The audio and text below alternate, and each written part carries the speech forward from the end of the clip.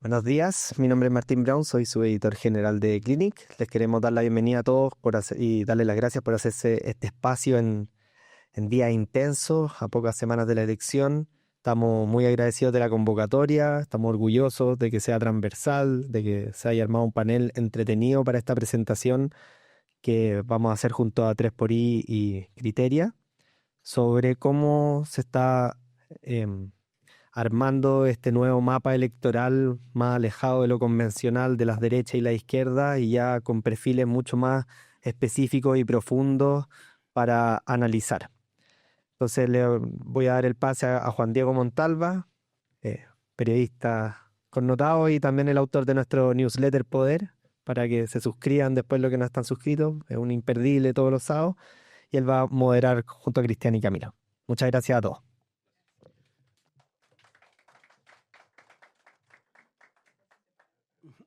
Hola, ¿cómo están? Oye, primero agradecerle esta asistencia. Yo la verdad que después de la lluvia pensé que íbamos a hacer bastante menos. Yo casi naufrago y no es broma.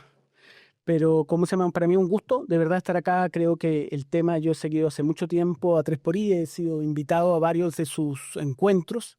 Creo que todo lo que proponen y lo que han avanzado y hecho en estos años y especialmente en este estudio es bastante encomiable y destacable, ¿ya? Entonces, y en ese sentido, bueno, quiero agradecerle principalmente a 3xI el hecho de que decidiera presentar parte importante de este estudio. Yo creo que parte que a mí al menos me parece muy relevante, que es justamente esta nueva estratificación que logran de su estudio, tercer año, ¿no? Tercer año en que realizan este estudio. Yo soy un fan de 3xI y quiero, como se llama, agradecerle obviamente a Camilo Herrera, director ejecutivo, y obviamente a Macarena Cifuentes y a Gabriela Guzmán, que también son bastantes piezas claves en 3xI. También obviamente agradecerles a Cristian Valdivieso de Criteria, que es el que pone los números, como siempre, y que nos va a explicar varios de los hallazgos de esta investigación. Yo voy a ser un mero el encargado de dar la palabra y lo que más me interesa, Fede, es que al final, dado el perfil de ustedes, que son principalmente líderes de opinión, que son académicos algunos y gente que de alguna manera está vinculada con el tema de la contingencia, ¿no? Y un tema además que en el contexto de una elección presidencial a mí me parece muy atingente, muy relevante poder discutir esto hoy a solo una semana de la elección y espero que sea la última lluvia del año. Pero La última elección. claro, no, la última elección no creo, Alfredo. Sí, vamos a tener muchas elecciones, noviembre, diciembre.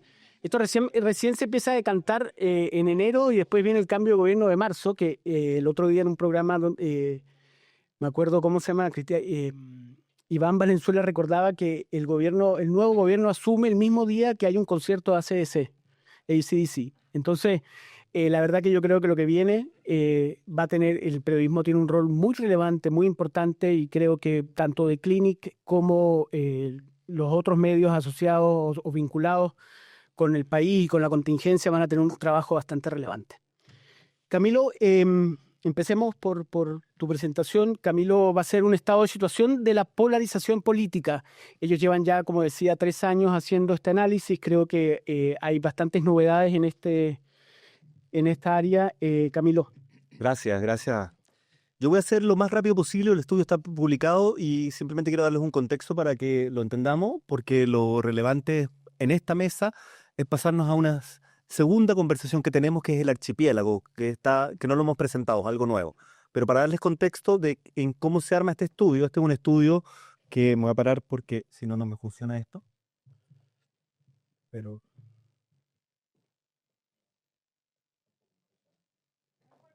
Pásame la... Hay que prender.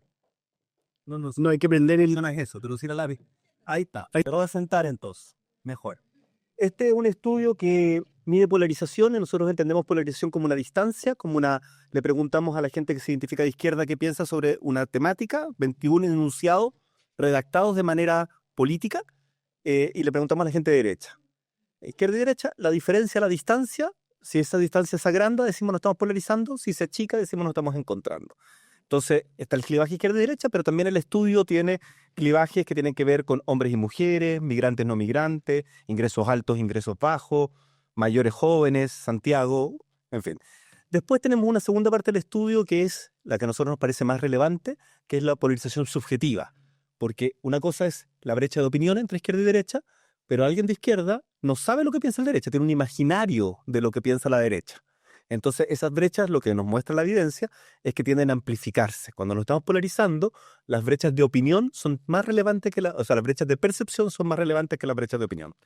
La tercera cosa que tenemos en el estudio es la disposición al diálogo, que es un indicador que construimos con varias otras preguntas que habla sobre la predisposición de las personas a sentarse con alguien que piensa distinto, y hay unas preguntas de la valoración de la democracia. Si nos vamos a los principales hallazgos, para hacérselos rápidamente, pásame la siguiente, Gaby. Pásame a la siguiente lámina. La primera noticia es que estamos bastante evidentes, todos lo sabemos, más polarizados entre izquierda y derecha aumentan las polarizaciones, pero sobre todo aumentan las polarizaciones subjetivas. Y aquí hay una cosa que vamos a darle un doble clic, que el comportamiento de cómo la derecha entiende a la izquierda no es similar como la izquierda entiende a la derecha. Voy a hacer un doble clic en eso en un minuto. La buena noticia es que pareciera que la polarización social no estamos más polarizados socialmente. La polarización es más bien política y no social, y más bien concentrada en las élites y no en toda la ciudadanía. Y la mala noticia es que la disposición al diálogo también disminuye.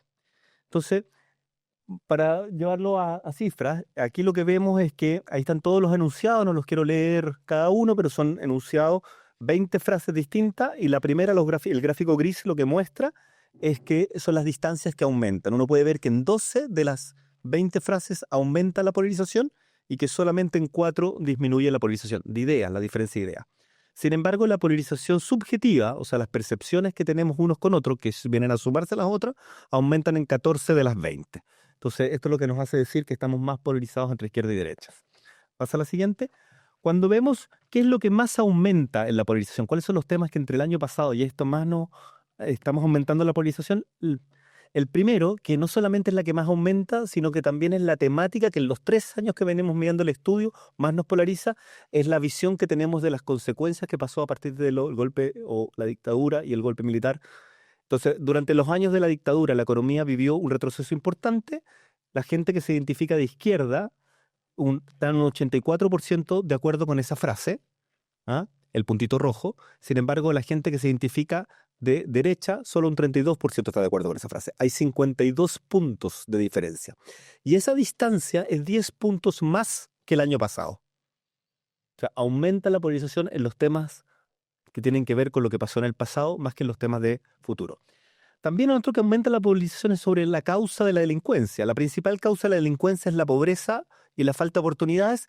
La gente de derecha, solo un 43% está de acuerdo con esa frase, 49% está de acuerdo con esa frase, que es la misma proporción del año pasado, pero un 70% de la gente que se identifica de izquierda tiende a atribuir las causas de delincuencia a la pobreza y la falta de oportunidades, a causas más estructurales. Y eso aumenta 7 puntos con respecto al año pasado. Y sobre si la educación y la salud debe ser prevista principalmente por empresas y organizaciones privadas, sobre en el fondo quiénes son los proveedores de los derechos sociales, esta aumenta 7 puntos, pero en ambos casos es minoritaria. O sea, mayoritariamente la gente no quiere que sean las empresas privadas las que den los servicios sociales, pero la brecha aumenta en este caso en 7 puntos. Vamos a la siguiente lámina. Entonces, esto para que vean la lógica. En el estudio ahí están todas las frases, no me quiero detener en cada una, quiero que entendamos la lógica. En el segundo, siempre que exista la posibilidad de hacerlo, se deben subir los impuestos, esto baja 4 puntos. Estamos bien juntos, o sea, no hay una discrepancia entre izquierda y derecha sobre subir los impuestos acá de cualquier manera, y más bien nos empezamos a encontrar. Y miren esta, el aborto debe volver a ser prohibido, es decir, no debe permitirse bajo ninguna causal. El 12% de la gente que se identifica de izquierda está de acuerdo con esa frase, con retroceder en las 3 causales. El 40% de la gente que se identifica de derecha está de acuerdo con esa frase. O sea, ambos son minoritarios socialmente, ¿ah? Pero hay una brecha de 28 puntos. Entonces, quédense con esta y pásame a la siguiente, esa brecha de 28 puntos, porque me sirve para explicar la polarización subjetiva. Ahí tienen la misma pregunta, en la primera, el aborto debe volver a ser prohibido, es decir, no debe permitirse bajo ninguna causal. Están los mismos 28 puntos, 12 y... Pero cuando yo le pregunto a la gente de izquierda, ¿qué crees tú que piensa la gente de derecha? En el imaginario de la gente de izquierda, creen que el 73% de la gente de derecha estaría de acuerdo con esa frase. Entonces son no solamente los 28 puntos de la diferencia de opinión, sino que a la hora de sentarse la izquierda con la derecha se le suman esos 33 puntos que amplifican la brecha. Y esa brecha es además 11 puntos más que el año pasado. ¿Ah? Entonces, uno ve que la polarización lo que tiene es un efecto no solamente de ideas, sino que de percepciones, que es falta de encuentro. Y esta lógica se puede ver en estas tres afirmaciones que están acá, que se da también en los imaginarios siempre que la izquierda tiende a sobreestimar las posiciones de derecha, tiende a amplificarlas, tiende a pensar que la gente de derecha es más allá, es más de derecha, es más... Y esto es la lógica que se da en general en la polarización cuando uno mira a los republicanos con los demócratas en las mediciones norteamericanas. O sea, esto es lo que uno esperaría. ¿Ah? Por ejemplo, las personas deben poder acceder libremente a armas o defensa personal, o sea, lo mismo, es una posición minoritaria en la derecha, sin embargo la izquierda cree que el 73% está de acuerdo. La educación y la salud deben ser previstas principalmente por empresas y organizaciones privadas, nuevamente lo mismo, se amplifica la brecha. En cambio, y aquí es una pregunta para ustedes, yo no tengo respuesta a esto, tengo hipótesis, que cuando lo vemos al revés, con los imaginarios que tiene la derecha sobre la derecha tiende a subestimar las posiciones de izquierda. O sea, de alguna manera como no cree que la izquierda sea tan de izquierda, o tan identitaria. O la izquierda es tan identitaria que no la alcanza a percibir. O la derecha está encerrada en ciertas comunas y no logra comunicarse con el otro. Cual sea la explicación, sea un fenómeno que ya que es de desconocimiento profundo del otro, pero no necesariamente de polarización. A pesar del estallido social, a pesar del intento del proceso constitucional. Entonces, por ejemplo, aquí el aborto debe permitirse bajo cualquier causal que la mujer esgrima solo con límites de plazo. Solo el 41% de la gente de derecha está de acuerdo con eso. El 72% de la gente de izquierda está de acuerdo con el aborto libre. Sin embargo, cuando le preguntamos a la gente de derecha, ¿qué crees tú que piensan los de izquierda? Ellos creen que solo el 64% está de acuerdo con eso. Y esa misma dinámica la podemos ver en las preguntas. Y si uno lo mirara, pásame a la siguiente para no... Si uno lo mirara en todas las preguntas, estos son los imaginarios de derecha hacia izquierda en los 3 años que hemos medido, y se mantiene la tendencia que la mayoría de las frases, la gente de izquierda sobreestima las posiciones de derecha, y, pásame a la siguiente, y al revés, que en la mayoría de las frases la gente de derecha subestima las posiciones de izquierda. Ahí hay una pregunta para nuestro análisis. ¿Por qué la derecha? En este grupo que me encantaría que reflexionáramos juntos, que en algún minuto pudiéramos entender qué hay ahí en este cuestionamiento, porque no se da en otras partes del mundo que se mide polarización. Nosotros también medimos polarización social. En general la polarización social va a la disminución, con un solo capítulo que va en contra, que me gustaría hacer un doble clic a propósito también de la discusión que estamos en este momento en la campaña, que tiene que ver con la migración. Esta es la polarización entre los migrantes y los chilenos. Entonces, cuando uno le pregunta, ¿los migrantes son un aporte importante al desarrollo económico y social del país? Tenemos 50 puntos de diferencia en la opinión sobre cómo los chilenos perciben a los migrantes y cómo los migrantes se perciben hacia ellos. Sobre si los beneficios del Estado, atención en salud, educación y bonos deben ser prioritariamente para los chilenos, 44 puntos de diferencia. Si el aumento de la delincuencia es causado principalmente por la llegada de inmigrantes irregulares al país, 36 puntos de diferencia. Pero además de esta distancia, lo que uno puede ver que tanto chilenos como migrantes, entre el año pasado y este, son más contra migrantes. O sea, el discurso en contra de los migrantes también está penetrando en los propios migrantes, cosa que también se ha visto en otros. Pero la buena noticia, que cuando uno mira polarización subjetiva en temas de migrantes, es que los migrantes no perciben en su experiencia diaria, mira, pasa este siguiente. Por ejemplo, la misma, los migrantes son un aporte importante al desarrollo económico y social del país, la brecha 87, pero cuando yo le pregunto a un migrante, ¿qué crees tú que piensan los chilenos? Los chilenos, acuérdense que un 37% solamente dice que son un aporte, pero los migrantes creen que el 70% de los chilenos creen que ellos son un aporte. Podemos especular que todos, yo les pregunto a ustedes, ¿conocen a un migrante? Y todos tienen buena relación con los migrantes, con lo que conozco, pero con la palabra migración, con el imaginario de la migración, parece que entonces ahí está la dificultad. Y eso se da en esto. La última lámina, esta es lo que venimos midiendo, que es una serie de enunciados que nos permiten entender la disposición de las personas a sentarse en una mesa a conversar con alguien que piensa distinto, a llegar a acuerdo, a buscar disposición al diálogo, lo llamamos. La gente que tiene baja disposición al diálogo sube desde un 27% a un 30%, y la gente que tiene alta disposición al diálogo baja desde un 37 a un 34%. Esto es preocupante porque lo que vemos en el mundo, que la democracia se basa en la idea que tú y yo somos iguales, pero podemos tener opiniones distintas, y que hay un espacio común para procesar esas opiniones distintas, que es la política.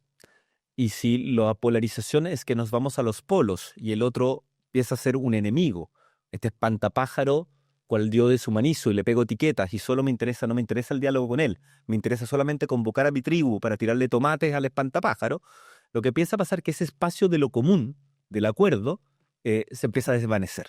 Y ante eso, el peligro es que si no está el espacio de lo común, es como si hubiera un futuro no compartido, como si pudiera haber un futuro sin los otros en un mismo territorio. Terminar con una última lámina, que es una lámina que se ha preguntado en otra encuesta. Nosotros empezamos también a preocuparnos por la valoración de la democracia y solo el 55% de las personas en Chile dice que la democracia es preferible a cualquier otra forma de gobierno. Ustedes que llevan años viendo esto pueden darse cuenta cómo este indicador en los últimos 4 o 5 años ha venido bajando en Chile. A raíz de esto, nosotros nos preguntamos, ok, pero este es el juego entre izquierda y derecha.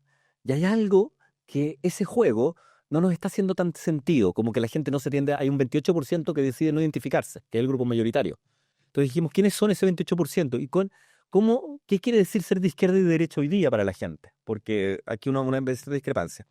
Y a partir de eso le pedimos a Criteria y que trabajamos con ellos, que dijera, ok, hagámosle un doble clic, tratemos de entender cuáles son los nuevos imaginarios políticos, cómo es este archipiélago que sentimos que se empieza a armar, producto de las redes sociales, de los discursos, de los relatos identitarios, y eso es lo que hoy día les venimos a presentar en exclusiva a este grupo. No lo hemos querido presentar más públicamente porque 3xI trabaja para despolarizarnos, para el encuentro. Y sentimos, y los llamamos también a la responsabilidad en eso, que sentimos que estos datos que vamos a poner y estos imaginarios que están acá también pueden ser ocupados para levantar más discursos polarizantes. Entonces quisimos traerlos acá para reflexionar juntos y no en una gran convocatoria masiva entregando estos datos que nos iban a llevar hacia otros lados. Así que... Sí, gracias. Camilo, bueno, vamos a reflexionar sobre esto después, pero a mí me llama mucho la atención y he leído con mucho detalle todo el tema de cómo este nuevo perfil de personajes o de perfiles, ¿vale? La redundancia, que se ha creado y que yo creo que Cristian nos va a ilustrar y explicarnos, ¿no? Cada uno de ellos y cómo llegan a esto, ¿no? A estos perfiles. Ya. Porque ha variado un detalle que bueno, hemos tenido varias reuniones previas, ¿no? Antes, en donde empezaron a contar esto y la verdad que los nombres de los perfiles cambió bastante. Sí. Entonces, de alguna manera, ¿cómo llegan a los nombres que hoy vas a presentar tú? Vale, gracias. Eso. Ya. Voy a intentar mostrar esto que no es tan complejo, pero tampoco es tan fácil de explicar. Pero voy a... Te lo van a pasar allá, Cristian pide, porque no. Ya, parece que está... Ya, oye, dale más, Gaby. Mira, nosotros, a partir de toda la información, del cúmulo de información, de preguntas que teníamos, fuimos a mirar, bueno, ¿qué es lo que puede haber detrás de esto? ¿Ah? ¿Qué historias, qué cuentos, qué narrativas pueden haber detrás de esto? Diría la Jimé Jara. Y encontramos que haciendo un análisis estadístico de componentes principales, de cómo se agrupaban las respuestas de las personas y en qué ítems se iban ordenando estas respuestas, encontramos que habían como 8 posibles narrativas o relatos que daban vuelta en nuestra sociedad, en relación a la política y a la sociedad. Había un relato que nosotros le pusimos libre mercado y defensa personal, que ponía foco, era gente que tenía mucha fuerza en ideas como las personas deben poder acceder libremente a armas, para su defensa personal, el Estado debe mantenerse alejado de toda actividad empresarial, la educación y la salud deben ser provistas principalmente por empresas privadas, se debe privilegiar el crecimiento económico y el empleo. O sea, una cosa muy libre mercado y de defensa personal. Alguien podría decir libertario también, ¿ya? Después vimos que había otro relato que está, digamos, en las antípodas de este otro, ¿ya? Son relatos como narrativas que le hacen sentido a la gente, ¿ya? A mí me gusta mucho esto porque permite tratar de entender un poquito la lógica del péndulo que hemos vivido. Cuando uno dice, ¿por qué la gente quiere el crecimiento económico? Después dice, ¿por qué quiere el medio ambiente? ¿Por qué quiere igualdad? Y ahora, ¿por qué quiere bajar los impuestos? Bueno, de alguna manera, detrás de eso están estos relatos, ¿eh? Relatos que en algún momento tienen volumen alto y otras tienen volumen más bajo. Ya, el relato que está teniendo un volumen más bajo hoy día, pero que en otro minuto lo tuvo alto, es la idea del lenguaje inclusivo, las cuotas y los escaños reservados. ¿Ya? Es gente que dice que el lenguaje inclusivo no es una exageración basada en la ideología, que dice que se deben establecer cuotas en el Parlamento, directorio de empresa para que exista igual número de hombres y mujeres, y cosas como se deben establecer escaños reservados en el Parlamento para que exista un mínimo de representantes. ¿Ya? Es un relato que también da vuelta, que hoy día uno puede decir que tiene el volumen más bajo, pero en otro momento tenía el volumen más alto. Y a lo mejor detrás de eso están los péndulos. No es que los relatos desaparezcan, sino que tienen más fuerza o menos fuerza dependiendo del momento. Hay otro relato que le pusimos genéricamente lucha social y antiautoritarismo. Cuando hay mucha injusticia, se justifican las manifestaciones con rayados, barricadas y bloqueos de calle. Algo que en algún minuto, ¿se acuerdan?, era alto en la población, hoy día está bajito, pero ese relato sigue estando dando vuelta. Durante los años de la dictadura, la economía del país vivió un retroceso importante. En Chile, las personas de grupos socioeconómicos altos tienen maltrato con las personas de menos ingresos. O sea, la lógica de la desigualdad no solo material, sino que relacional. El gobierno militar priorizó los derechos humanos, no priorizó los derechos humanos y tampoco hubo orden y desarrollo económico. Después tenemos otro relato. Los carabineros no deben poder usar sus armas con libertad, es decir, las deben usar cuando quieran, o sin restricción. Exacto. De forma restringida. Que también es un relato que, ¿se acuerdan del estallido? Era contra carabineros, hoy día están todos, aman a carabineros, entonces la pregunta es, ¿se movió el péndulo o los relatos pierden fuerza? Y eso creo que es interesante darle esa mirada. ¿Ya? Está la naturalización de la desigualdad. Para el estallido y en esa época la igualdad era lo que había que combatir. Aquí hay un relato que desnaturaliza la desigualdad. Las personas pobres en general no tienen disciplina de trabajo, les cuesta cumplir sus compromisos. Si yo pienso eso, probablemente digo, bueno, ¿por qué hay que redistribuirse? Son gente floja al fin. Los pueblos indígenas en general no logran desarrollarse debido a su falta de esfuerzo y los pueblos indígenas no debieran tener sus propios territorios. ¿Ya? Después tenemos otro relato que habla de autonomía y liberalismo moral. El aborto no debe volver a ser prohibido, es decir, debe permitirse bajo cualquier causal. El aborto debe permitirse bajo cualquier circunstancia que la mujer esgrima, solo con límites de plazo.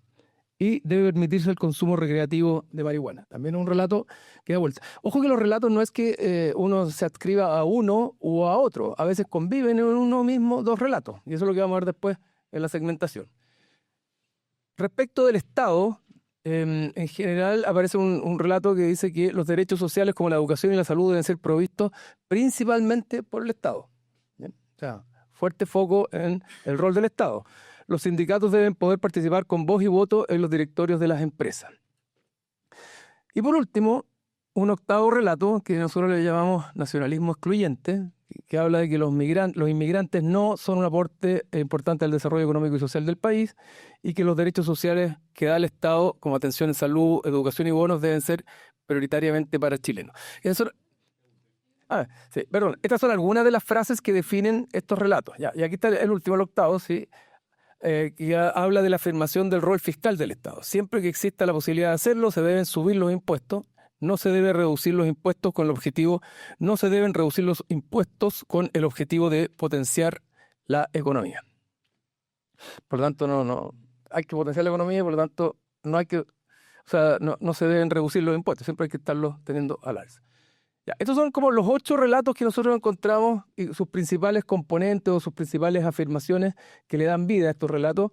Y nosotros después de esto dijimos, bueno, ¿cómo estos relatos pueden habitar en distintas tipologías de personas? Y ahí hicimos un análisis de segmentación donde encontramos 5 grupos de la población que se distinguen entre ellos por la prioridad y la relevancia que le dan a los distintos relatos que nosotros encontramos, a estos 8 relatos. Es decir, al grupo que llamamos igualitario, después uno que llamamos moderados, resignados, pragmáticos, conservadores, los distingue el nivel de, digamos, de cercanía o de adscripción con estos distintos relatos. Son distintos. O sea, los igualitarios, por ejemplo, son muy distintos a los conservadores en términos de cuál es el relato que más les hace sentido en la vida, en general, respecto al país, de la política, etc. Por ejemplo, el relato del libre mercado y la defensa personal no le hace nada, porque esto está hacia la derecha, ¿verdad? Es negativo. No le hace nada de sentido a los que se definen como igualitarios, o a los que nosotros nombramos como igualitarios. Claramente no hace. En cambio, a ellos les hace mucho más sentido, ¿verdad? La lucha social y el antiautoritarismo. ¿Ya? También le hace sentido la autonomía y el liberalismo moral. Inclusiva. Y el lenguaje, claro, el lenguaje inclusivo de los escaños reservados. La desigualdad desnaturalizada no le hace ningún sentido. Es decir, ellos creen en la igualdad, en la inversión. Vámonos al otro extremo, a los conservadores. ¿Ya? A los conservadores le hace sentido el relato del libre mercado y la defensa personal. Están ahí abajo, está hacia positivo. No les hacen sentido para nada, están muy lejos del lenguaje inclusivo, las cuotas y los escaños reservados. Después vamos a definir quiénes son los conservadores y eso, pero primero queríamos mostrarles.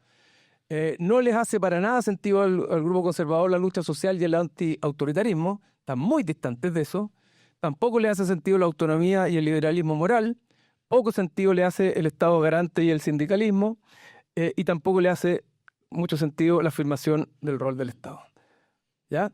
En ese caso, a ellos lo que esencialmente les hace sentido es el libre mercado y la defensa personal y naturalizar la desigualdad.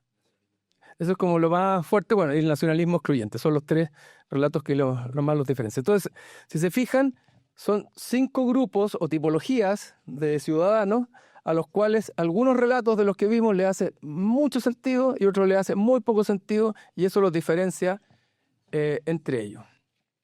Ahora, una mirada más política también puede hacernos mirar los relatos, estos 8 relatos que encontramos, como la amplia diversidad que hay en Chile. Y uno podría decir, estos relatos pudieran representar distintas posiciones o incluso partidos políticos que se hagan cargo de estos relatos.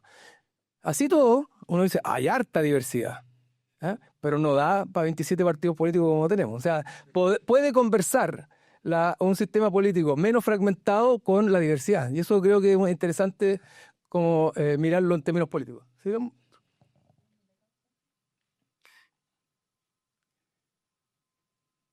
Ya. Bueno, los igualitarios, que representan, si mal no recuerdo, el 19% de la población, lo tenemos acá, el 19%, exacto. Después están los resignados, que representan al 28%, después están los pragmáticos con el 11%, los moderados con 24% y los conservadores con un 17%. Los dos extremos, los igualitarios, ¿verdad?, y los conservadores tienen porcentajes relativamente similares en la población, 19% y 17%. Es interesante que esos dos segmentos, los igualitarios y los conservadores, se concentran en el ABC1, más que los otros tres que no son parte de ese ABC1. Aquí lo vamos a mirar. Los igualitarios, en un 57% de la población, es gente que se define como de izquierda, ¿ya? En cambio, los moderados son solo un 9% de la población que se define de izquierda, y la mayoría son de centro, o sea, de centro, que es 37. ¿Ah? Ahí está. No, pero que mostrémoslo general nomás, porque si no es muy complejo. ¿Ah? ¿Y no caben los 5 en la misma? Ahí está, claro. Entonces, izquierda, fundamental, más identificación en los igualitarios. Derecha, ¿verdad?, más identificación en conservadores y pragmáticos. En conservadores llega a ser un 68% de ellos de derecha, los pragmáticos son un 50% de derecha, y después vienen los resignados y los moderados, que son el grupo donde más no identificados políticamente hay, con un 28% los resignados y un 38% los moderados. De alguna manera, estos dos grupos, pero particularmente los resignados, son los más, digamos, despolitizados, ¿ya? En los moderados hay más fuerza o más incidencia del centro que en otros grupos.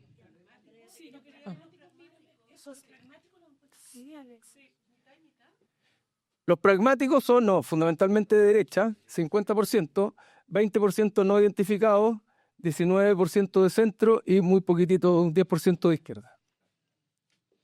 Ese es el grupo más. ¿Ah? Es más pequeño. Eso no, es un 11%, efectivamente.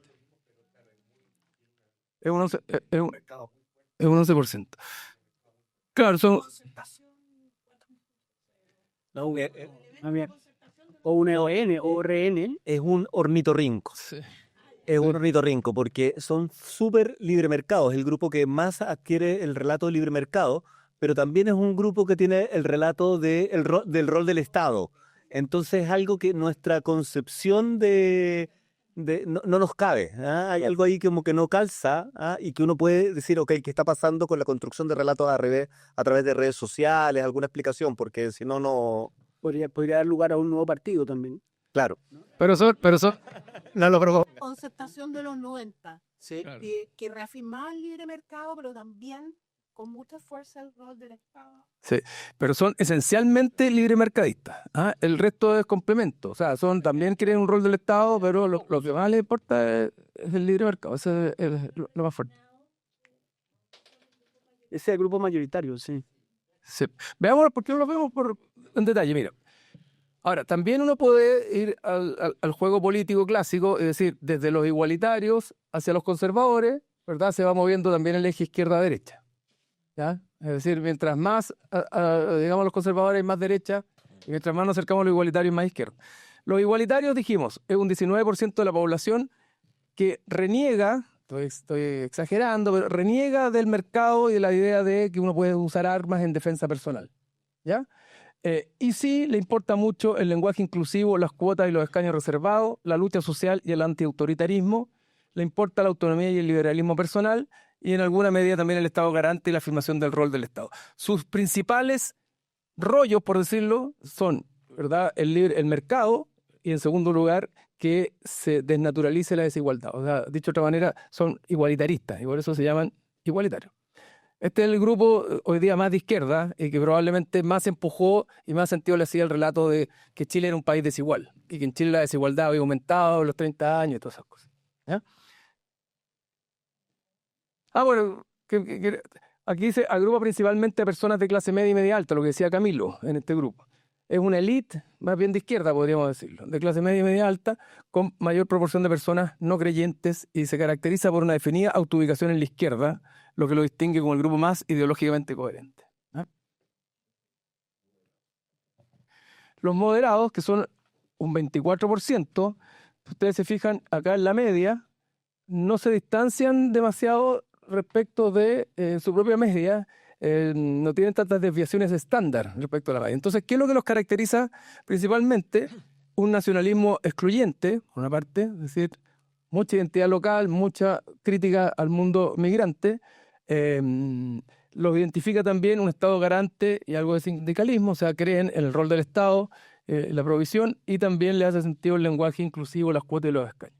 Este es un grupo que es un grupo interesante porque este grupo puede en algún momento haber votado por centro izquierda y por izquierda, y probablemente hoy día pudiera estar votando más bien por centro derecha, por el tema de que le hace sentido el nacionalismo excluyente, o sea, por el tema migratorio. ¿Ya? Pero en términos de ubicación clásica, podríamos decir que están más cerca del mundo de la centro-izquierda, por decirlo en términos generales. Son principalmente mujeres, que son en general menos ideológicas y más pragmáticas que los hombres. Aquí está dirigida toda la elección a las mujeres, pues, se fijan en los mensajes. 65, con la menor proporción del segmento de ingresos altos, o sea, grupos más bien de clases medias y bajas, exactamente. Claro. Exacto. Y son los que tienen menos identificación menos proporción de personas identificadas en el eje izquierda y derecha. Este grupo está moviendo la elección, entre otras. Puede ser, claro. Claro, pero bien moderados, porque no es que no crean en el Estado, ¿verdad? Creen en un cierto rol de alguna manera. No es que crean que la igualdad no importa, al revés, el lenguaje inclusivo le hace sentido, el punto, y por tanto pudieron haber conectado en algún minuto con el presidente Boric, pero el tema migratorio, el nacionalismo excluyente hoy día es algo que lo define.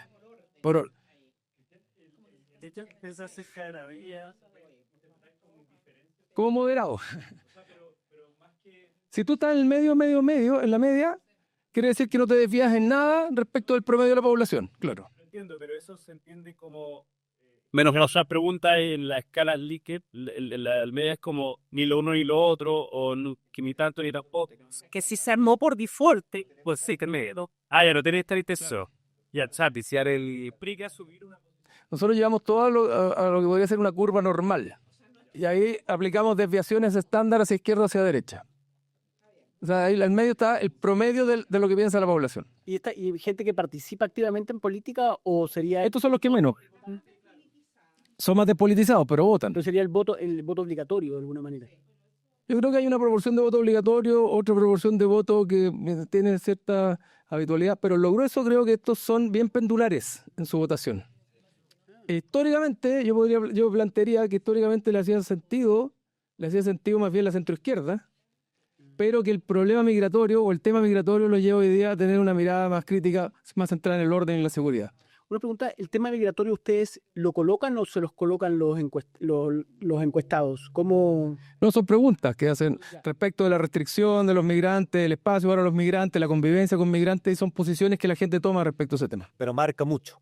Marca mucho. Hoy día es un elemento... Sí. Y de hecho, Elemento identitario muy fuerte. el tema migratorio no polariza, objetivamente, polariza más bien subjetivamente. Es decir, tanto la gente de izquierda como la gente de derecha cree que hay que regular la migración, por decirlo de alguna manera.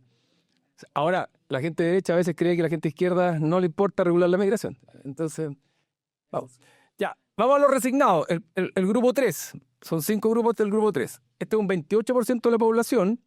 Se encuentra la mayor proporción de migrantes, en términos relativos, 17%, y de personas identificadas políticamente con el centro.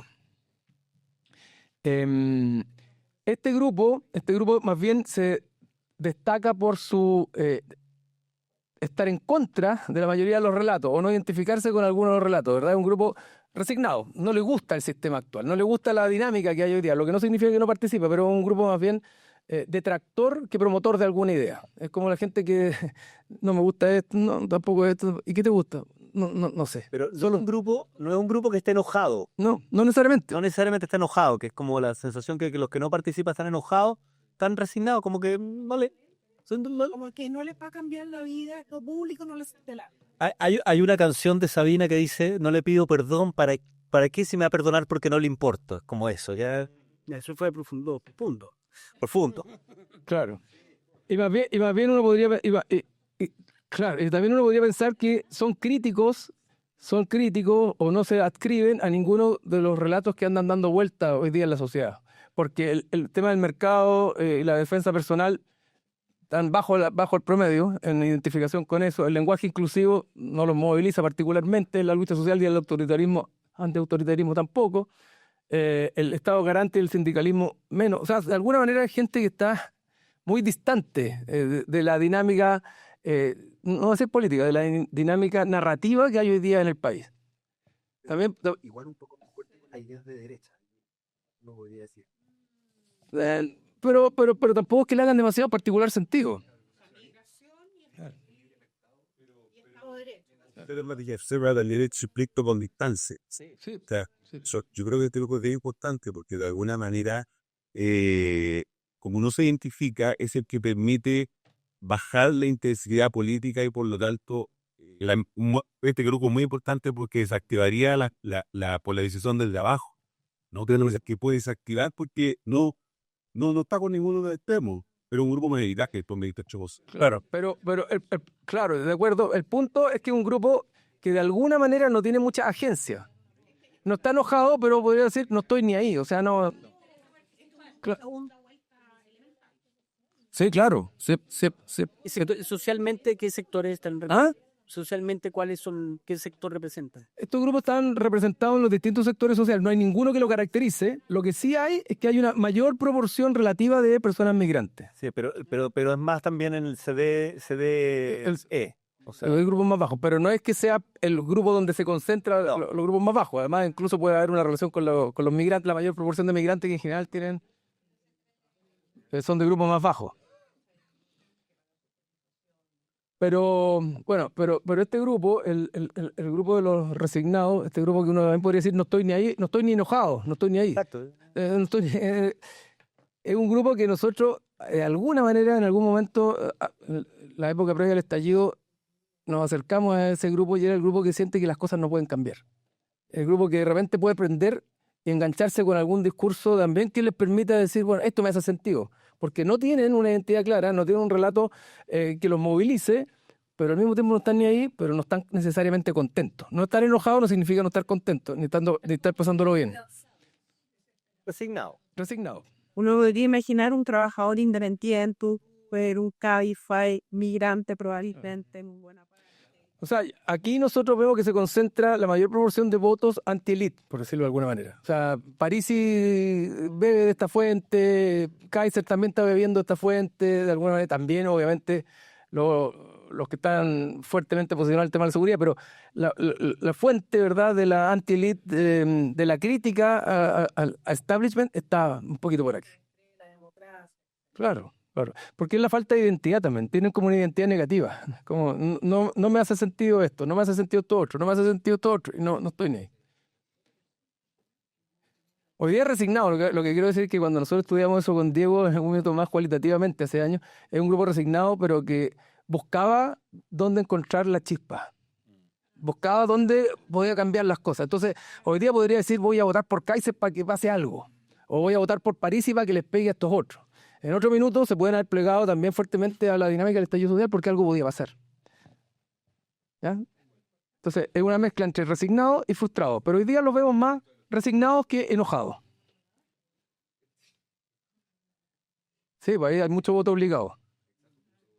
Ahí hay mucho voto obligado. El cuarto grupo, el de los pragmáticos, es un grupo, aquí hay mayoría de hombres, más bien gente joven, católica, principalmente, y con proporción importante de del nivel socioeconómico bajo, y es un grupo al que fundamentalmente le hace sentido el libre mercado y la defensa personal. Es un grupo que ve la naturalización de la desigualdad como algo que le hace sentido también, y la afirmación del rol del Estado, y eso es lo que decía Camilo, como una suerte de como contradicción. Mucho mercado, pero también cree que el Estado debe ser garante, promotor, de alguna manera incluso universalista en alguna provisión de derechos. Pero este es un grupo más politizado. Si ustedes se fijan, tienen relatos que les hacen sentido, que de alguna manera pueden ser causas, y por lo tanto se movilizan más, y por lo tanto son más activantes. Sí, El libre mercado es el más fuerte. es muy fuerte, es muy fuerte. Católicos. Sí, exacto. Este es el grupo que uno podría pensar que es el que votó por Trump en Estados Unidos, el que votó por Milei en Argentina, jóvenes nuevos que votan por derecha y porque ven una cosa media libertaria entre medio y no son particularmente conservadores tradicionales. Los jóvenes. Y por último, los conservadores, que si ustedes se fijan, también son son 17, también son libremercadistas, pero menos que los pragmáticos que vimos antes. O sea, no son tan radicalmente libertarios y son esencialmente conservadores. O sea, claro, exacto, son antiguos, odian el lenguaje inclusivo, esto que es lo más desnaturalizado que hay, esto se lo compraría entero. Chao, pero no existe esa cuestión. La lucha antisocial y el autoritarismo también no tiene espacio. Claro. Claro, valóricamente sí. Ahora, no es un grupo pequeño, igual el número 17%. Es harto, sí.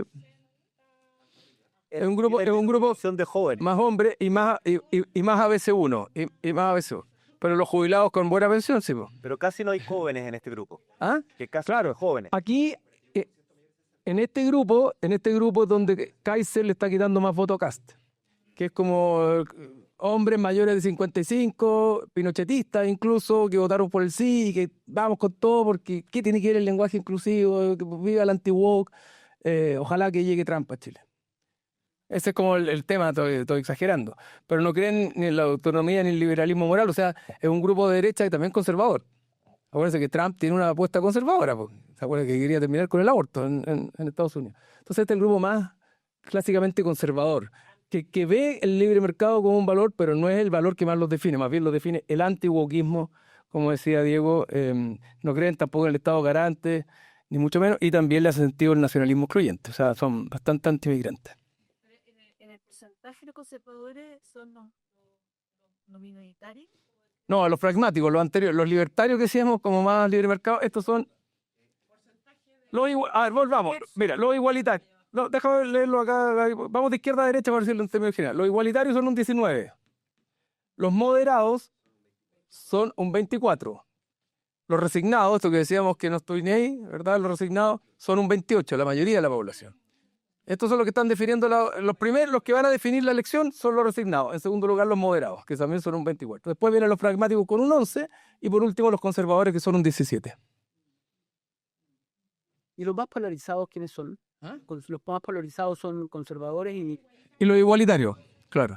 Ahora, dicho esto, ya estamos listos, ¿verdad? Para cerrar. No, pero son más polarizados los conservadores, por lo que veo en la barra, que incluso los igualistas. Sí. La opción. Tienen mucha identidad. Sí.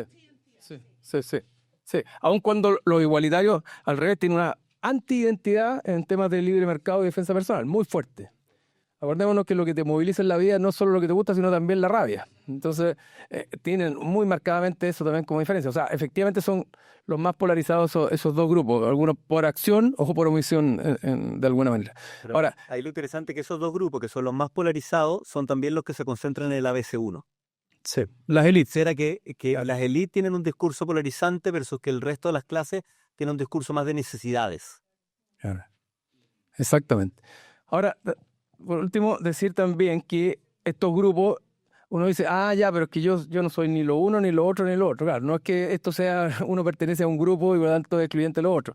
Uno tiene espacios o áreas donde puede identificarse con los igualitarios, áreas donde puede identificarse con los conservadores, los resignados incluso, pero hay algo que termina siendo predominante. O sea, si yo le aplicara el cuestionario a ustedes, probablemente caería en una categoría, lo que no significa que no tengan también relatos de otras categorías que les pertenecen. Es como los eneatipos, si se quiere. ¿Ya? Eso, estamos, ¿no? Ahora conversemos, ¿sí? ¿Terminamos esta parte? Ya. sí, ahora, dado lo selecto del grupo que nos acompaña, me interesa mucho si podemos conversar, analizar la opinión que tienen ustedes respecto a este tipo de organización o estratificación o grupos que se generan y y si les parece, les llama la atención y si les parece que están de acuerdo, ¿no? con este mapa que se ha mostrado. ¿Les parece coherente? De mí no es interesante y además el porcentaje de los resignados es tremendo. ¿Y cuáles son los candidatos que están descubriendo cómo hablarles?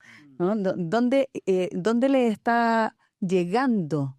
Y estábamos hablando que al parecer tiene que ver con el discurso antimigrante. Eso me parece muy interesante porque podrían efectivamente mover la aguja en una elección. Pero esos resignados, de alguna manera, también los mueve el relato de la rabia. Porque como ellos no tienen algo que los movilice en positivo, se oponen a muchas cosas. Entonces el relato de rabioso también los mueve. Ahora, este análisis ustedes lo hacen este año, pero en relación con hace 4 años, previo, o sea, en la elección pasada, presidencial pasada, ¿cómo verían este escenario? ¿Cambia?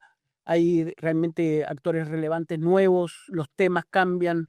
¿Cómo? Pasa que este es un análisis de segmentación de los grupos y lo que nosotros hicimos fue ver cómo se representarían estos grupos en mediciones anteriores. Cada medición tiene 3.000 casos y eso permite hacer muchas aperturas. Y partimos el 2023 y la composición no era muy distinta a lo que es hoy día. El 2024 tampoco era muy distinta a lo que es hoy día. Otra cosa es que circunstancialmente a los distintos grupos puede movilizarlos más una cosa que otra en algún minuto. O pueden votar de manera distinta. Claro, pero nosotros podríamos decir que el 2023 también había un 28% de pragmáticos o de resignados, un 30%. Y los relatos se mantienen, son súper estables. O sea, esos 8 relatos, en los 3 casos, se mantienen coherentemente. Oye, yo quiero hacer una pregunta, especialmente a los especialistas electorales, y es que uno podría pensar que en la primera vuelta se define entre quienes adhieren a los igualitarios y los conservadores. O sea, si Janet Jara logra encarnar, ¿cierto?, lo que quieren los igualitarios más algunos otros porcentajes de otros sectores, pero eminentemente los igualitarios, y el candidato de derecha que sea Kast, Kaiser, incluso Matei, logra encarnar a los conservadores, esas son las puntas que definen la primera vuelta. Y la segunda vuelta al medio, ¿no? No, pero no alcanza porque los igualitarios son solo 19%. Ya, pero los igualitarios se van a quedar con su candidato en segunda ya vuelta. tiene posición Claro. política. ¿No? Por eso te digo que la segunda vuelta la va a definir el segmento, probablemente la combinación de resignados con pragmáticos y moderados. Resignados con moderados. Resignado. Claro, pero la primera vuelta es conservadores e igualitarios. Pero son Sobre eso, pues, la pregunta yo creo que interesante es espontáneamente plantear algo distinto, porque lo que muestra el estudio precisamente es que el país no está dividido en dos bloques. Exacto. Está dividido, lo estamos Subdividido en en estos 5 perfiles que muestra el estudio. Entonces, ese es un dato que yo relevaría que un poco relativiza este pelea de Isabel de 2 bloques, ¿no es cierto? Porque el estudio está mostrando algo distinto. Entonces, yo creo que ese es un dato bien relevante. Y lo segundo que muestra el estudio, o no sé si lo hizo, claramente que yo creo que hay una tensión, porque lo que estamos viendo es una polarización desde arriba, no es la polarización por abajo. de las clases sociales. Esto es bien interesante porque nosotros estamos convencidos de que los chilenos estamos divididos, ¿no es cierto?, estos bloques y que nos enfrentamos cuando quienes se están enfrentando es la élite. Y la élite polariza y esa polarización es la que baja, pero no es al revés, ¿no? Por lo tanto, yo creo que me parece interesante los resultados porque de alguna manera confirman, no lo he completo, pero bueno, entonces se confirman, primero, la polarización es de arriba hacia abajo, y 2, que no estamos divididos en 2 bloques, sino que aquí hay una archipiélago, como dicen ustedes, ¿no es cierto?, que un poco relativiza esta idea que tenemos de una elección enfrentada en 2 posiciones. Ahora es un llamado de atención también a la élite, ¿no? A responsabilizarse de esta polarización que ellos protagonizan, finalmente, que a pesar de ser, no son representativos de la mayoría, finalmente, a través de los medios de comunicación, de su presencia, vocería, finalmente ayudan a la polarización del país, cosa que es bastante lamentable. Claro, pues ahora, pienso que los resignados, que es el grupo, yo sé que el grupo más grande, digamos, por cada tercio, representa una mayoría silenciosa, es la gente que no se identifica con los polos. Y yo no sé cómo podrán votar, pero no se identifican con ninguno de los 2 polos que aparecen ahí, y por lo tanto, por esa misma razón de no identificarse con los polos, creo yo que muestran baja intensidad política, porque, como decía Cristian, no sé si no están ahí, pero no me interesa, ¿sabes?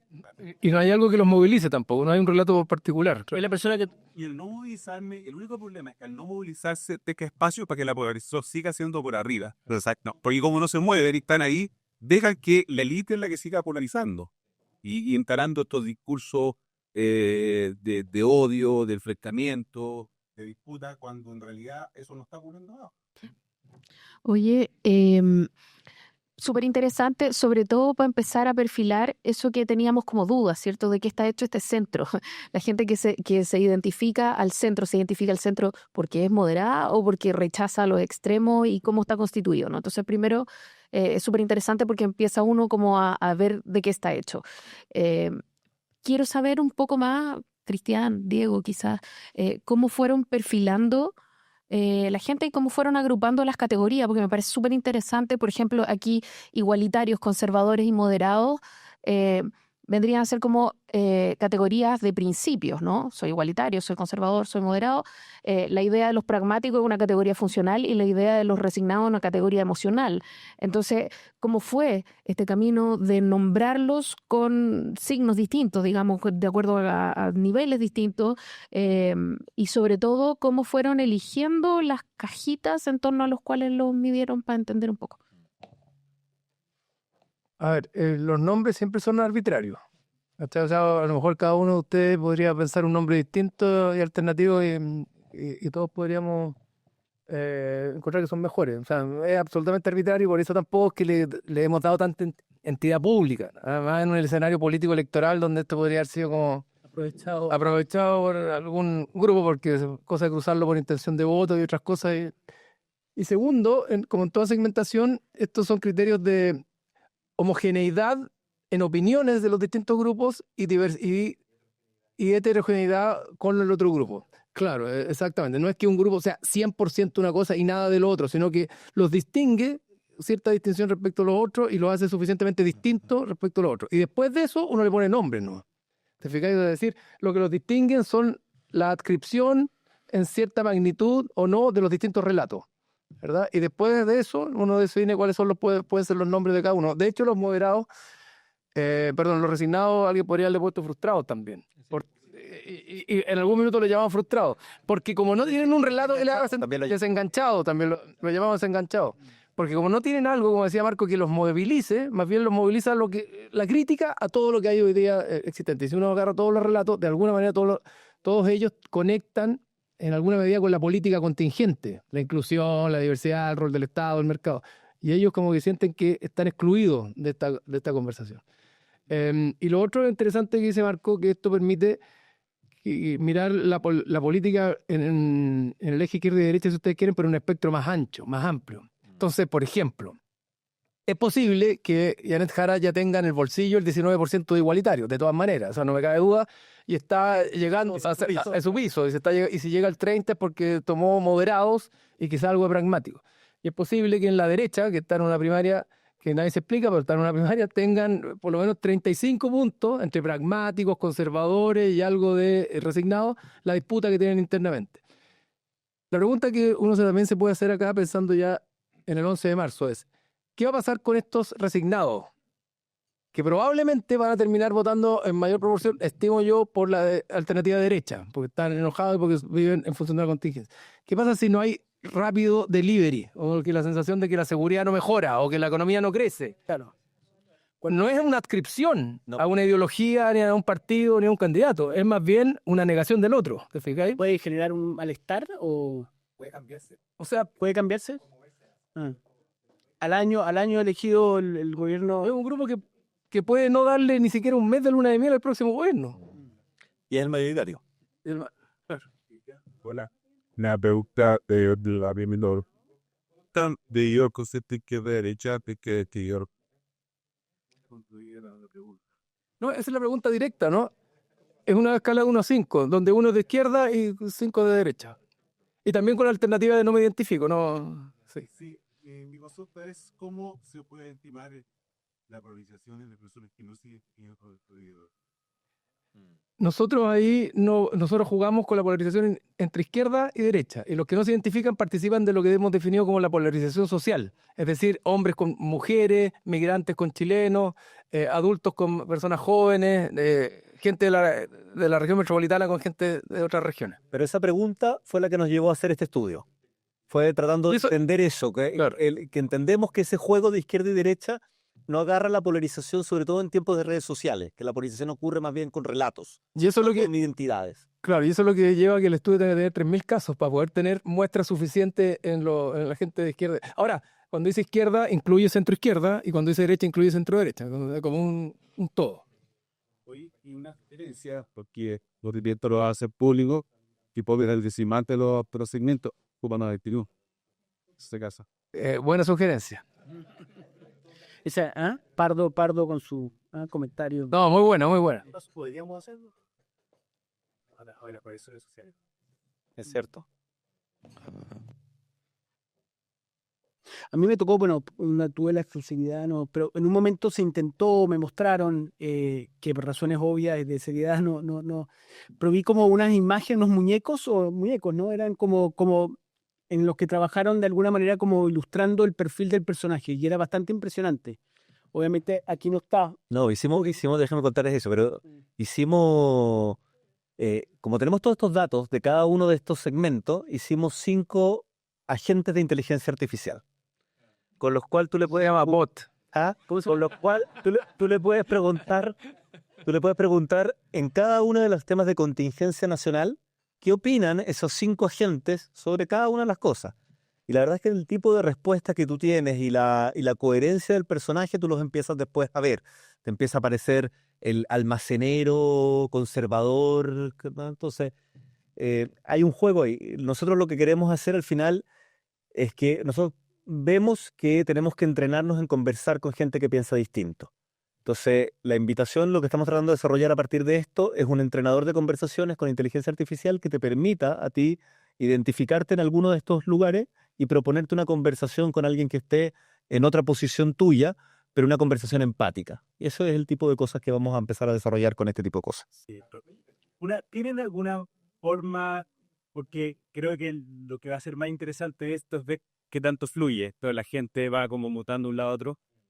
¿Tiene alguna forma de, de, de medir el nivel de la intensidad de la posición, digamos? O sea, como qué tan duro es en ese grupo o qué tan fluido puede ser en ese grupo. ¿Hay alguna forma, tiene alguna variable para saber eso? Creo que sería interesante para saber también, a propósito de lo que dice Camilo, como dónde están los duros y los más variables o tránsitos, ¿sí?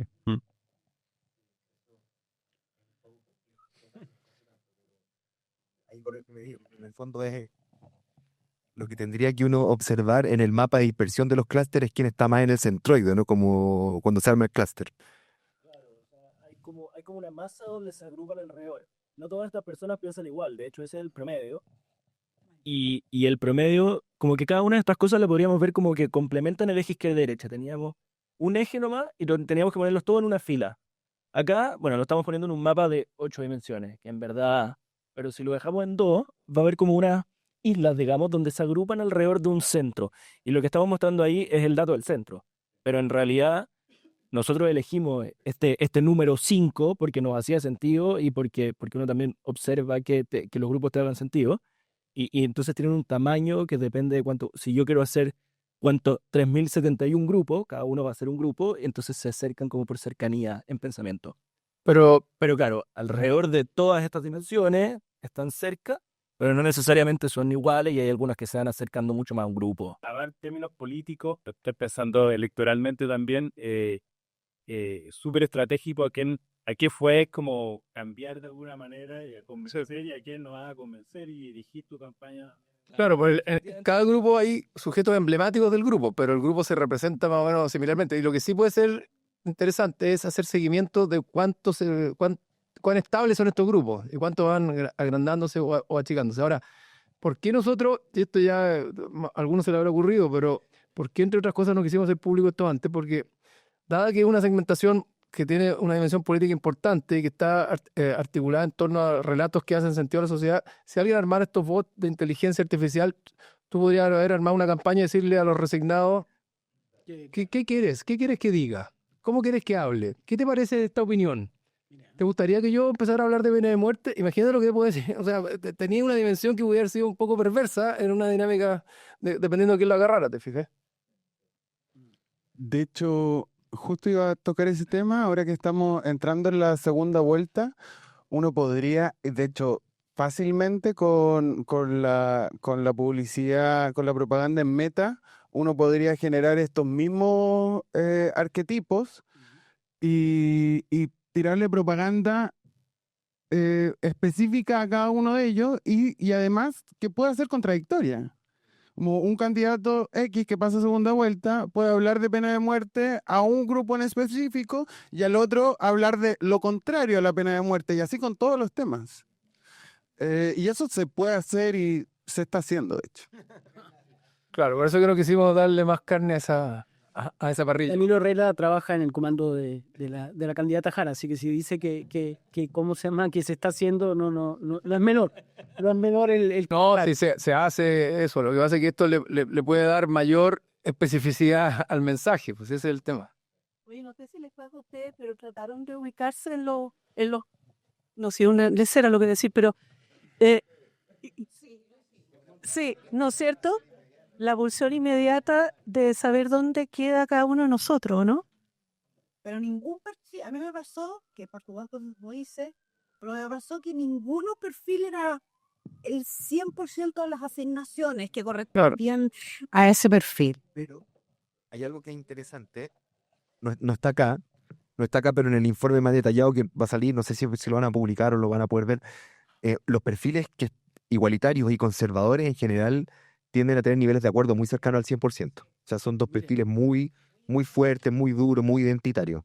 Entonces, cuando tú te identificas en alguno de estos grupos es porque tenés muchísimo acuerdo en algunas cosas y muy poco acuerdo en otras. O sea, son grupos muy Claro, no, muy fuertes. no hubieras venido a algo que está preocupado de la polarización.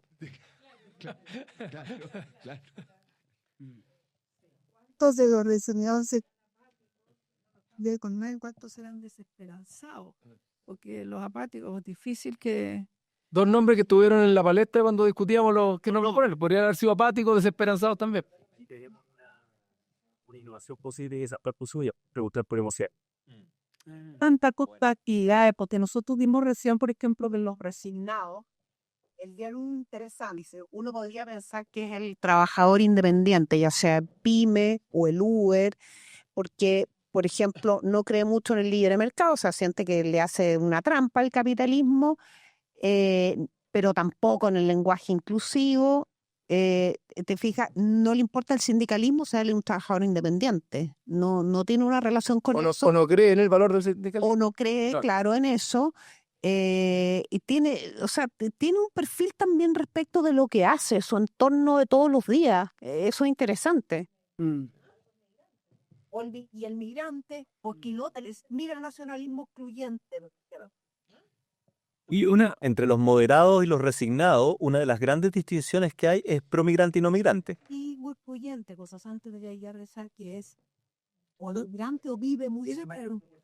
Políticamente eso es interesante porque un discurso contra migrante toca una tecla que es la tecla de los moderados, pero quita la tecla de los resignados. O sea, y son dos grupos ahí. Oye, una pregunta. Deberían mirarlo. Con la relación con la migración.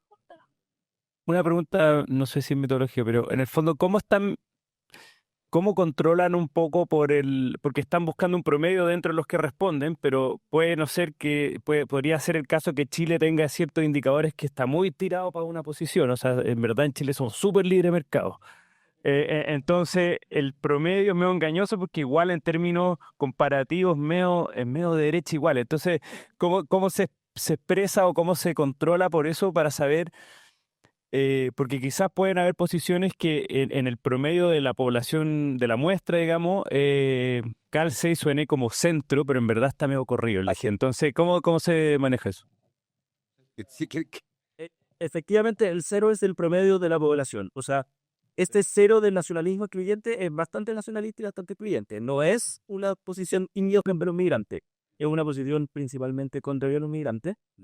Y los que ya se alejan se están alejando de la posición promedio de los chilenos. Es más fuerte para ellos, y los que se alejan para el otro lado son más promigrantes que los chilenos en promedio. Ser más promigrantes que los chilenos en promedio quizás también que...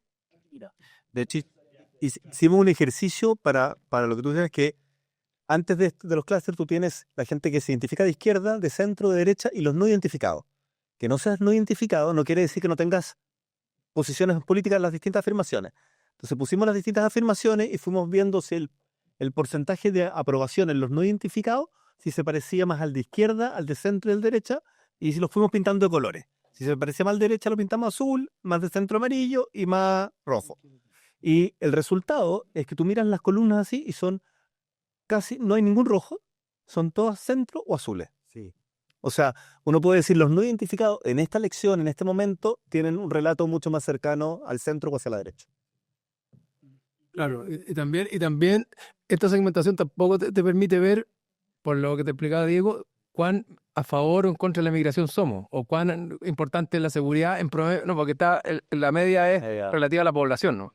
Claro, o sea, no, eso es complementario. Similares en otros países. Eso te iba a decir, sí. Hay estos trabajos se han hecho en otros países, ¿cuál ha sido el efecto y si son utilizados, como decía Danilo, en estrategias de campaña, ¿no? El estudio, bueno, nosotros nos inspiramos en un estudio, de hecho, que ¿Cuál era? de la Hidden Tribes del More Common en Estados Unidos. Hace un ejercicio muy parecido, también identifica, en ese caso son 7, creo, 7 tribus políticas en Estados Unidos. Es un ejercicio, es un estudio del cual nosotros miramos mucho y nos inspiramos en él. Podrían ir a revisarlo, en verdad, es bien interesante. Y ahí muestra, claro, el estado actual en Estados Unidos. ¿Y cómo se llama? Bien parecido, Hidden Tribes. Sí. Ahora en Estados Unidos la polarización es mucho más social, o sea, Ya esa ya sedimentó, bastante más abajo de lo que estaba en Chile todavía. Pues, Y en ese estudio se ve con claridad esto que yo les decía, que las brechas de opinión se amplifican para los dos lados de izquierda y derecha, que es lo que no se ve acá, que es que aquí la derecha, o sea, la gente de izquierda amplifica hacia la derecha, pero la derecha subestima a la izquierda. Esa es una anomalía de este estudio en Chile. Ahora, interesante lo que dices, esto quiere decir que un tema que hoy día, esa polarización que está en la élite, podría bajar a sectores, ¿qué es lo que pasó en Estados Unidos? y de hecho en Chile ha ido bajando. Si la polarización parte del mundo político y ya está, claro. Absolutamente. De hecho, Pero el conflicto, digamos, se instala como una construcción. O sea, Tú dices, no es real, no es... No, o sea, es real, pero uno tiene que preguntarse quién instala estos conflictos, ¿no? Y por eso digo que la construcción es desde arriba. En Estados Unidos yo creo que la polarización es más de abajo hacia arriba. O sea, es un país que está dividido históricamente. Pero aquí lo que estamos viendo en Chile es que hay una construcción social y mediática que instala los conflictos, ¿no? Entonces, ahí es donde tenemos el problema. Yo creo que el gran desafío es cómo cambiamos ese dato, ¿no? Que el estudio lo confirma. Yo creo que lo que hace el estudio es confirmar de manera empírica que aquí tenemos una polarización de arriba hacia abajo. El problema es que la élite no se está haciendo cargo, creo yo, de esa polarización, ¿no? Y esto que estamos viendo es más bien lo que dice la gente respecto de una polarización que no es que la gente tenga, sino que está de arriba hacia abajo. Entonces, esto es la consecuencia de una construcción, creo yo, polarizante, pero que no tiene que ver con que el país esté tan dividido como suponemos. Por eso a mí me parece relevante. No sé si se va a hacer algo respecto de esto, cómo quieren incidir, ¿no es cierto?, 3i de alguna manera en hacerse cargo de este desafío principal, que es decirle a la élite, aquí tenemos un problema. Los que están polarizando son ustedes o una construcción. No hablo solo de la élite política, porque la élite mediática también, ¿no? La construcción mediática aquí también es importante, porque eso es lo que va generando este efecto. Claro, el problema es que el conflicto genera negocio.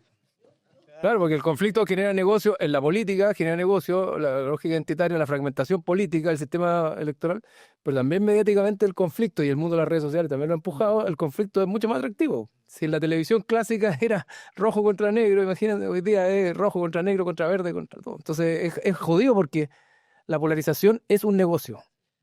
A mí me gustaría abrir otra discusión que quedó pendiente desde Camilo cuando expuso, que es la de las percepciones. ¿Por qué creen que las derechas persiguen a la izquierda como más moderada y que la izquierda persigue a la derecha como más...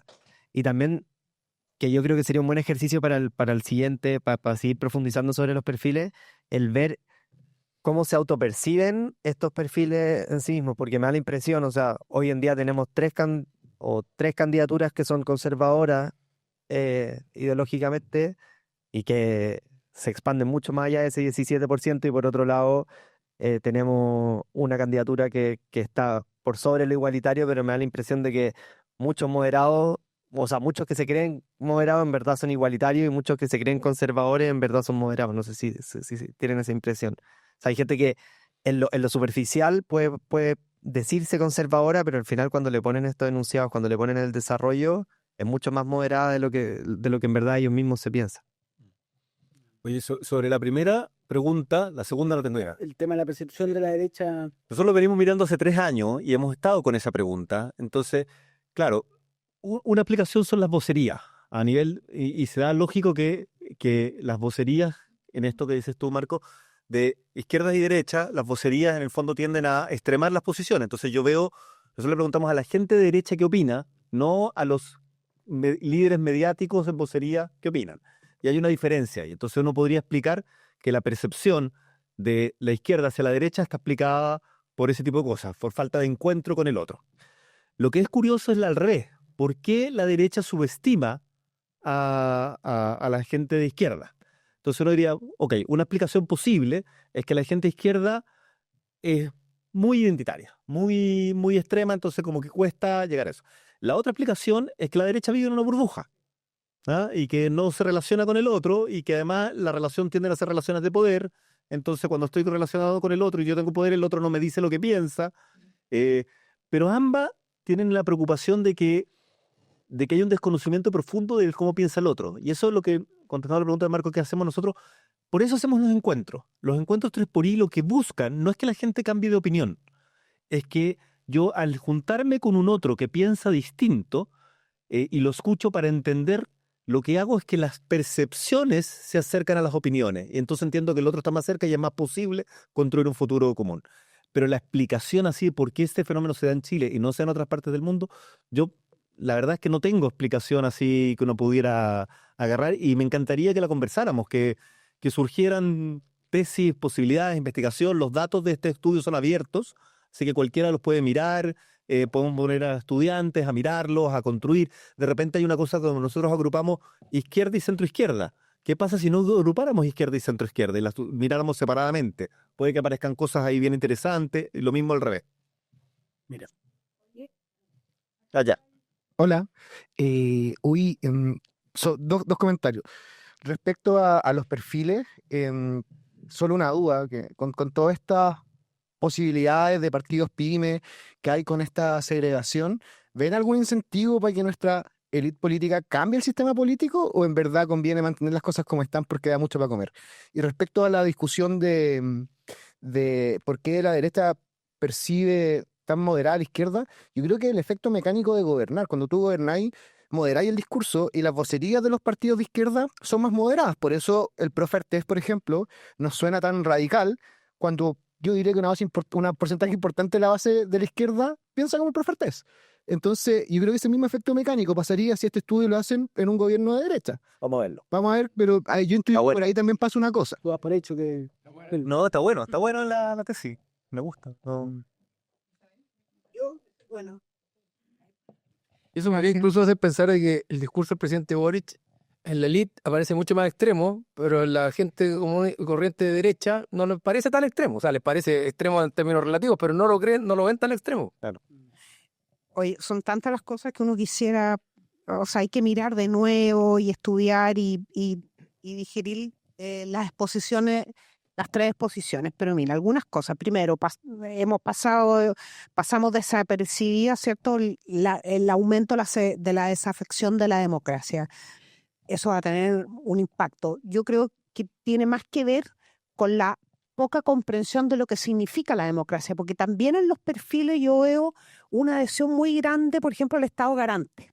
O sea, si asociamos democracia con un Estado ordenado que garantiza el cumplimiento de la ley, uno puede decir que el corazón de un sector importante del país es más bien pro democracia, pero no lo entiende así. Pero bueno, eso lo podemos dejar para los años siguientes, pero es un tema que no somos una isla, es una cuestión del mundo, está pasando en todo el mundo. 2, es bien preocupante si esto está sostenido en las emociones, porque el próximo gobierno, quien sea, va a tener 10 días de tranquilidad, digamos, porque la emoción es rápida, cierto, tiene poca paciencia. Creo que lo que pasó en Argentina es muy distinto a lo que está pasando en Chile. O sea, la gente racionalizó que tenía que votar por Milei, por tanto, no era un voto emocional, sino un voto muy pragmático, y por eso Argentina ha tenido la paciencia que ha tenido hasta ahora, incluso.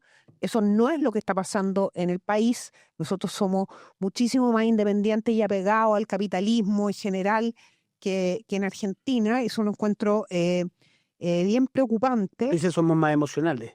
O sea, lo que estamos viendo acá en los perfiles y en la narrativa y su correlato en las elecciones presidenciales está construido bastante sobre las emociones. Con esto cierro. Me llamó mucho la atención a propósito de lo que dice Marco de la construcción de conflicto. Yo creo que el país está con problemas bastante graves y severos. Es verdad que no se está cayendo pedazos, pero estamos en una mediocridad bien fome y en materia de crimen organizado nos estamos hermanando con el resto de América, ¿ya? Así es como veo el país, pero no se cae a pedazos, ¿cierto? Pero me llama la atención el cierre de José Antonio Kast ayer en Viña con las banderas atrás.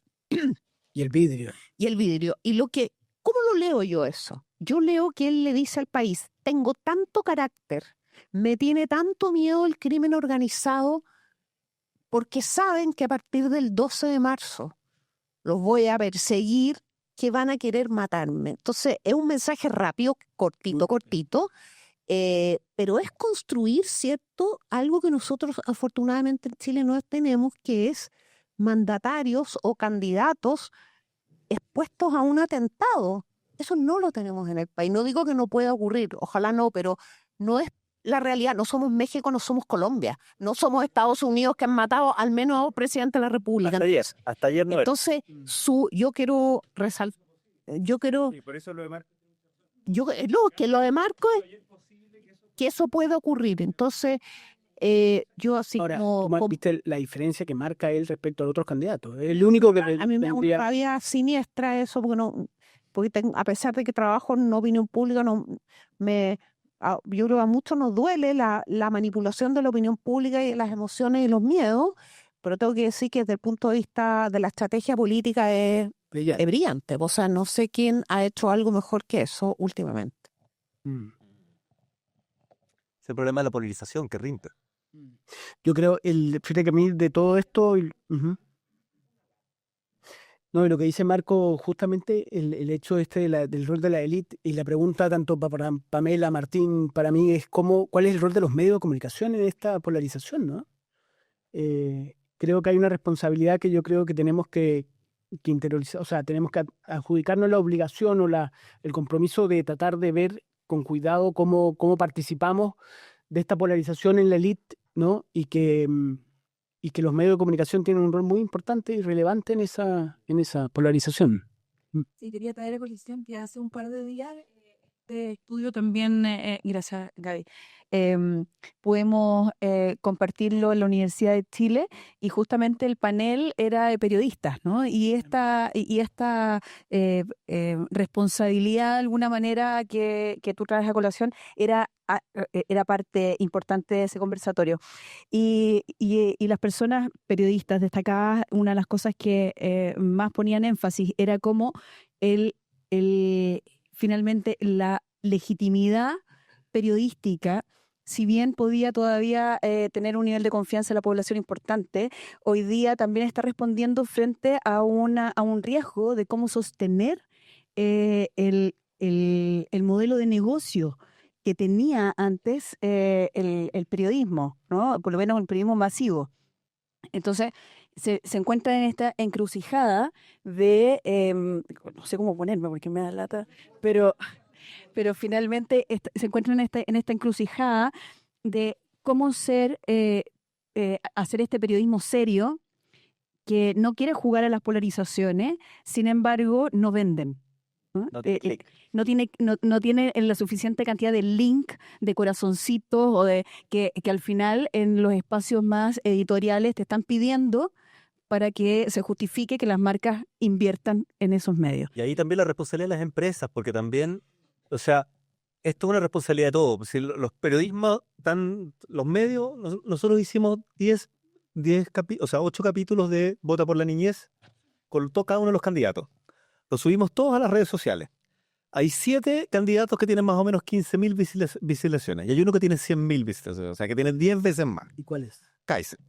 Entonces, no son necesariamente los medios de comunicación los únicos que están construyendo el imaginario de lo público. Y eso hay que tenerlo presente. Entonces, claro, efectivamente, los medios tienen una labor, pero también las empresas y los que toman las decisiones de inversión con sus campañas publicitarias también tienen que apoyar a los medios serios y responsables que están contribuyendo a formar opinión pública responsable. O sea, aquí hay una corresponsabilidad de todo. Cada uno de nosotros recibe en su WhatsApp miles de mensajes. Y qué reenvía y qué no reenvía es una responsabilidad individual. Y cada uno de esos reenvíos también atribuye o no atribuye a la polarización. Entonces, ¿cómo instalamos un relato entre todos de que seamos responsables? Porque lo que está en juego es que si uno mira la democracia, desde todos los sectores políticos, por distintas razones, desde la izquierda marxista, la izquierda populista, el centro comunitarista, hasta la derecha neofascista, todos en la pelea de la polarización todos le pegan a la democracia liberal, por distintas razones, porque no ha logrado solucionar los problemas, porque somos individualistas, porque falta más democracia, por lo que sea. Entonces, el peligro es que es como que nos estemos en un mismo barco, nos estamos disparando entre nosotros, pero estamos hundiendo el barco, po. O sea, entonces, el llamado a la responsabilidad de esto, de lo que hicimos con los periodistas y lo que está haciendo 3xI, es cómo entre todos nos hacemos corresponsables de bajarle la temperatura a la discusión polarizante desde la conciencia, porque no hay una fórmula mágica en esto. Y solamente para terminar el punto, una de las cosas que que luego nos hizo pensar este encuentro que tuvimos en la Universidad de Chile, es cómo también las personas que estamos haciendo empresa o que están de alguna manera en el ecosistema que podemos apalancar estos espacios de información más seria para que la población no se informe por TikTok o Instagram o etcétera, que de repente son mensajes muy extremistas de 20 segundos que no entran con tu cumbial en el análisis. ¿Cómo hacemos? Y en esto hago el clic con lo que dice Camilo, que empecemos a pensar en posicionar este tipo de información que puede ser más conciliadora como un valor a nivel social. ¿Cómo empezamos a desestimar que las personas que hablan de estos extremos, bicorraya y de alguna manera eliminando la importancia del otro, sea menos empujado? Bueno, ahora vamos a tener 3 años sin elecciones. Yo creo que eso va a ayudar. ¿Va a ayudar a qué? Es que llevamos 14 elecciones en 5 años, entonces... 14 elecciones en 5 y años. vamos a terminar con 15 en 5 años. O sea, esa... A medida que la gente entienda más.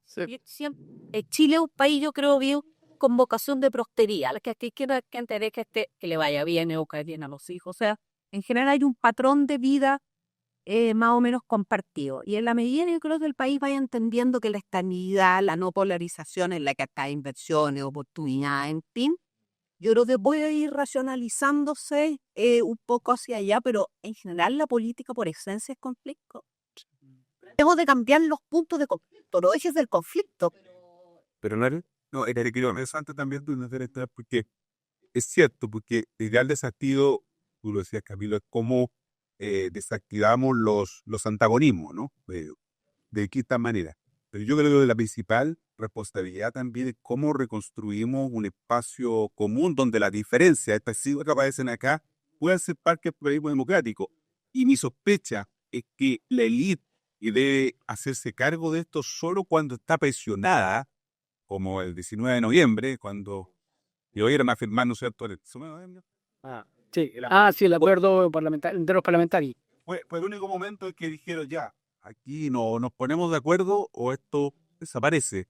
Pero pareciera ser que solo cuando están enfrentados a esas situaciones entienden que hay que reconstruir un espacio en donde estas diferencias formen parte de un sistema plural, si esto es parte de la pluralidad.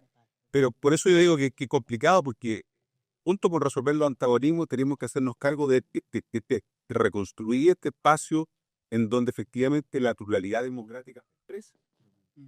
Y la responsabilidad y la mayor Lo impresionante es que en el caso de Boric, Fede, ahora es bueno lo que cuentas de lo que dices de ese acuerdo que se logra, que finalmente fue un activo para Boric el hecho de haber firmado, ¿te acuerdas? Finalmente eso se celebra. Yo con Martín el otro día comentábamos un caso, Fede, de una entrevista que fue muy leída en el The Clinic, que a mí también me llamó la atención, que era el hecho de que era la embajadora de Inglaterra diciendo de que Chile era un país maravilloso y que no entendía por qué la gente se quejaba tanto. Entonces, no, pero y tuvo mucha lectoría, entonces uno dice, bueno, ¿qué está buscando la gente? ¿No? Tal vez justamente quiere como apaciguar el ambiente, quiere, ¿me entiende?, encontrarse con buenas noticias. Ahora, yo como periodista le he trabajado toda mi vida diciendo que las buenas noticias no sirven. Entonces, pero es interesante, creo que hay una demanda por esas buenas noticias, por esa demanda por Boric, que a diferencia del Frente Amplio es el único que vota, ¿me entiendes?, por un acuerdo. Pero, por ejemplo, yo sin filtro no voy. Es que claro. Todos tenemos algún rol en esto, pues. Entonces uno tiene que ser capaz de en algunas cosas tomar posición. Entonces, sí. Claro. No, que el otro ejemplo va a ir a la puntual. Lo que quieren los medios es un conflicto entre empresas encuestadoras, Juan. ¿Sí o no? Si nosotros no podemos caer en eso, o sea, sería re fácil salir el conflicto. Pregúntale a Mike. O sea, todos tenemos algo que aportar en esto, eso es lo que digo. No, esto no es teórico, esto es súper pragmático. Bueno, les quería agradecer la presencia, la discusión a 3xI, por el estudio, por la preocupación y por su objetivo último, que es acercar posiciones a Juan Diego, por estudiarlo e interpretar el gran trabajo que hizo Cristian Valdivieso. Criteria. O sea, y el equipo, perdón, sí. Así que, pero un trabajo en conjunto. Así que, y muchas gracias a ustedes por su tiempo. Y se nota que estudiaron, que participaron y que les interesó. Así que muchas gracias.